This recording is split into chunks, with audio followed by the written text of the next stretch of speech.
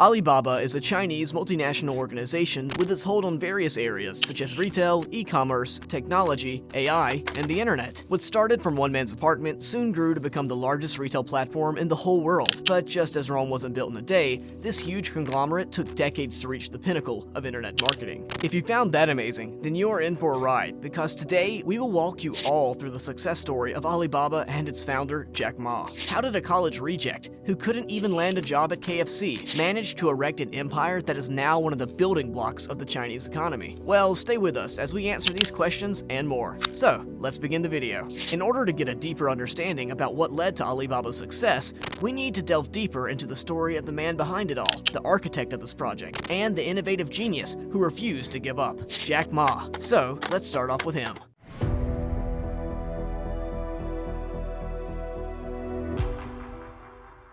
Jack Ma, aka Ma Yun, was born in Hangzhou in southeast China on October 15, 1964. He has a younger sister and an elder brother. His family was poor when he and his siblings were little, and they grew up as communist China became more and more cut off from the West. Ma was frail and frequently got into conflicts with fellow students. In their book AliBaba, co-authored by Liu Xiying and Martha Avery, he recounts, "I was never afraid of opponents who were bigger than I." Ma had interests though, just like any other child. He enjoyed gathering crickets and getting them into fights. He could tell the size and type of crickets based just on their sound. Ma's hometown became a popular tourist destination after then US President Richard Nixon visited Hangzhou in 1972. Ma began getting up early to go to the city's principal hotel as a teenager, giving guest tours of the area in exchange for English lessons. He was given the moniker Jack by a traveler he became friends with. Ma could only advance through education because he lacked resources and contacts. He applied to attend college after high school but failed the admission exam twice. He diligently studied and, on his third attempt, succeeded. He then enrolled at Hangzhou Teachers Institute. After earning his degree in 1988, he began to apply for as many jobs as he could. Before being hired as an English teacher, he had already been turned down more than a dozen times, including by KFC. Ma was a natural with students and enjoyed his work, despite the fact that he only made $12 per month at a nearby institution. Ma was fascinated by the internet after using it for the first time on a trip to the US in 1995, despite having no prior knowledge with computers or coding. He went there to aid a Chinese company in getting paid. He had just founded a translation company.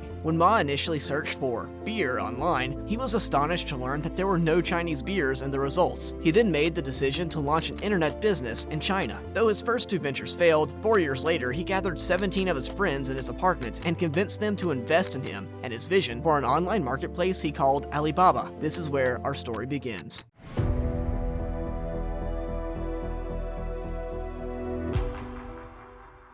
According to company history, Ma had the idea for Alibaba while relaxing at a San Francisco coffee shop. A code in Alibaba and the 40 Thieves unlocks a chest containing incredible wealth. In a manner, Ma's company has demonstrated the potential of small and medium-sized businesses around the world. When the company first began, Jack Ma's Hangzhou residence served as the company's first place of business. Alibaba.com is the first website the business has launched. The website, which was originally created in English, is now a global marketplace. The following year, in China, a local market with the current name of 1688.com started. The service quickly began to draw users from all across the world. By October 1999, the business had raised $20 million from Japanese telecom corporation SoftBank and $5 million from Goldman Sachs, which also invest in technology companies. The team remained close-knit and determined. Ma told a group of workers, "We will make it because we are young and we never give up." Alibaba hosted a summit in 2000 where luminaries in online commerce and philosophy were present. By December 2001, the business had attained 1 million customers. However, it wasn't until a year later that the business began to turn a profit. The company began experiencing positive cash flow for the first time in December 2002. However, the SARS pandemic that struck the country in 2003 had a negative impact on enterprises across China. But despite this, Jack Ma did a good job of inspiring his staff, which helped them to withstand the crisis. Additionally, under this situation, Jack Ma's flats saw the restart of Taobao Marketplace, another online retailer. He consistently maintained a sense of humor at Alibaba throughout this trying time. Ma gave each employee a can of silly string to go crazy with when the business first started to turn a profit. He required the crew working on Taobao, an eBay rival that the company launched in the early 2000s, to perform handstands while taking break in order to maintain their energy levels high. This positivity led to a productive workforce and brought many more success stories for the company the following year.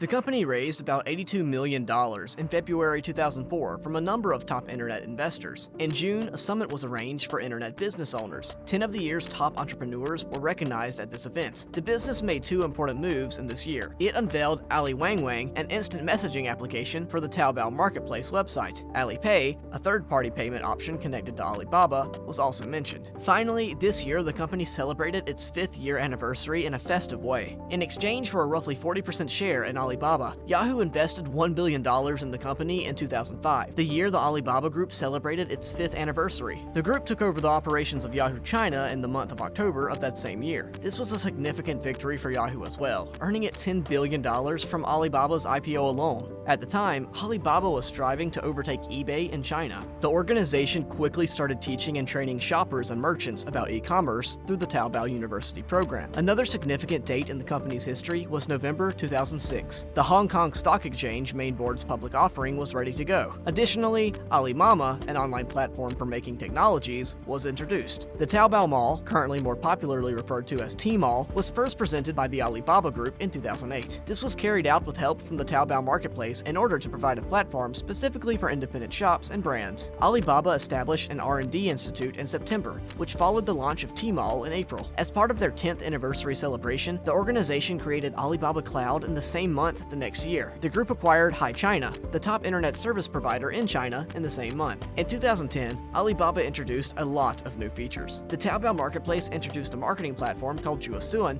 for various flash sales throughout the month of March, and the China's marketplace name was changed to 1688.com. In the same year, in April, AliExpress launched, assisting several Chinese exporters in dealing with international customers directly. Alibaba said in May 2010 that it would devote 0.3% of its global sales to promoting environmental awareness and protecting it. Octava and Vendio established themselves as the go-to e-commerce options for U.S. small enterprises in the months of July and August. By this time itself, the mobile application of the Taobao marketplace is launched. Again, in the month of November, One Touch is acquired for the Chinese exporters.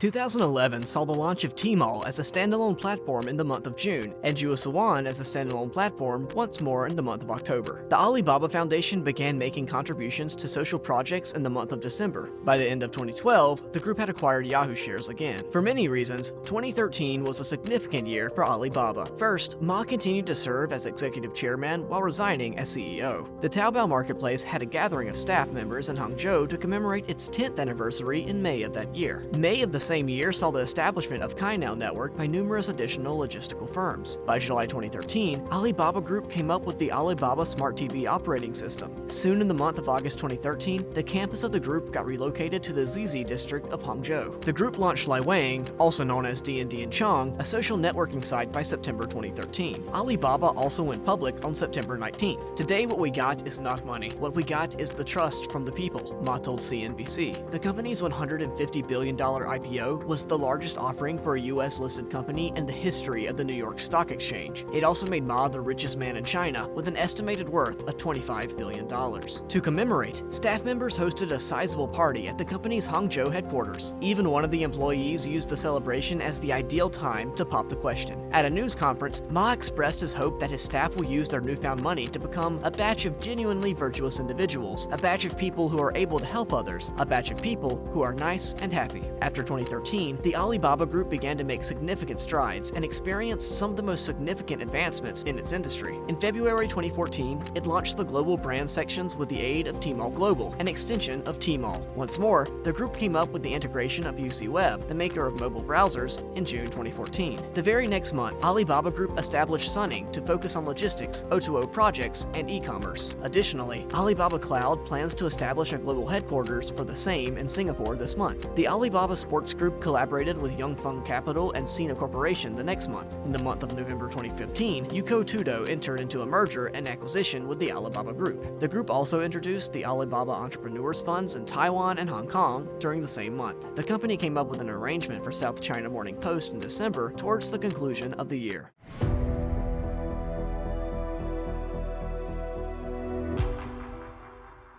The Alibaba Group's Ali Chinese New Year shopping festival marked the beginning of 2016. Soon, the company received some fantastic news during the month of March. With a product volume in the Chinese retail market of around RMB 3 trillion, Alibaba became the largest economy in the world. The business also acquired a stake in Lazada, a Southeast Asian e-commerce site, the following month. The organization launched the AGLA program in May to prepare aspiring leaders. The group participated in a variety of events and activities during the month of July. Together with the SAIC Motor Corporation, Alibaba unveiled the OS car, an online vehicle. Additionally, the inaugural Zen Philanthropy Conference was held by the Alibaba Foundation. Through the Taobao Maker Festival, the company also presented a variety of imaginative designs and ideas from Taobao merchants to the world in the same month. In the month of September, Jack Ma had the idea for the Electronic World Trade Platform. The World Trade Organization's Director General, Robert Azevedo, backed it. The Alibaba Digital Media and Entertainment Group is scheduled to launch in September. The Alibaba Cloud has announced the opening of additional data centers in 4 distinct cities: Tokyo, Sydney, Frankfurt, and Dubai. Launched soon by the Hong Kong Entrepreneurs Fund is jump-started to 2017. The biggest startup competition followed the launch, which was done in conjunction with HKSTP and Cyberport. In the same year, Tmall World began to cater to the Chinese market globally. Lazada's ownership climbed from 51% to almost 83%. The Hema supermarket opened its doors in July. A collaborative venture with Marriott International for Chinese customers began in the month of August. The group has updated the rewards program for Taobao and Tmall. In Malaysia, a new data center and the Alibaba DAMO Academy both debuted in October. The Alibaba Group developed some of the most significant long-term strategies by 2017. The International Olympic Committee and Alibaba Group announced a relationship that would last until the year 2028. Also, the group collaborated with Malaysia Digital Economy Corporation to have plans for the establishment of the first e-hub overseas. Enjoying the video? How did Alibaba manage to stay afloat as all the other big companies fell throughout the COVID? While you think, do subscribe to our channel and like our video so we can be among the people on this list one day as well.